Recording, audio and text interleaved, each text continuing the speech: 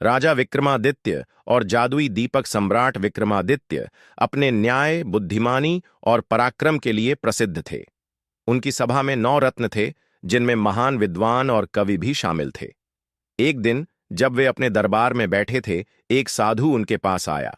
साधु के हाथ में एक पुराना सा दीपक था। उसने कहा, राजन, यह कोई साधारण दीपक नहीं है। इसे यदि कोई सच्चा राजा जलाए तो यह उसे अद्भुत शक्तियां प्रदान करता है। परंतु ध्यान रहे, लोभ और अहंकार से दूर रहना होगा, वरना यह विनाश का कारण बन सकता है।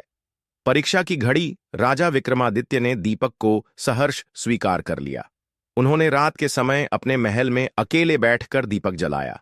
जैसे ही लौ प्रज्वलित हुई, एक दिव्य आवाज आई, राजन, तुम्हें 3 वरदान मिलेंगे, परंतु हर वरदान के साथ एक परीक्षा भी होगी। यदि तुम परीक्षा में असफल हुए तो यह दीपक तुम्हारी सारी शक्तियां छीन लेगा। राजा ने साहसपूर्वक चुनौती स्वीकार की। पहली परीक्षा, सत्य की परख। अगले दिन एक वृद्ध महिला दरबार में आई और बोली, महाराज, मेरा न्याय कीजिए। मेरे बेटे को झूठे आरोप में बंदी बना लिया गया है। विक्रमादित्य ने तुरंत अपने सैनिकों से पूरी जांच करने को कहा। पता चला कि महिला का बेटा निर्दोष था और असली अपराधी मंत्री का भतीजा था। राजा ने सत्य का साथ दिया और निर्दोष युवक को रिहा कर दिया। दीपक की लौ और तेज चमक उठी। पहली परीक्षा सफल हुई। दूसरी परीक्षा, लोभ का त्याग।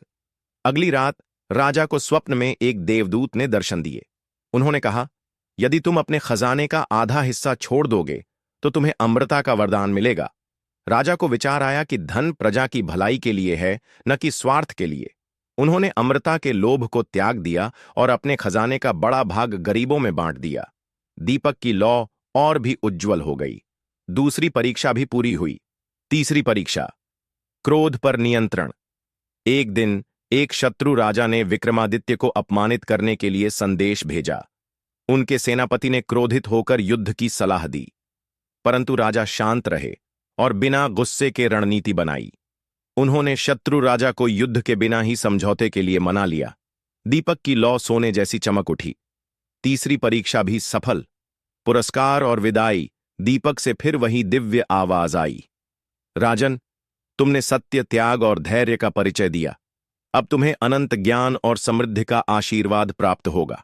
पर याद रखना, सच्चे राजा की पहचान उसकी शक्ति से नहीं, बल्कि उसके गुणों से होती है। इसके बाद दीपक एक चमक के साथ अंतर्ध्यान हो गया।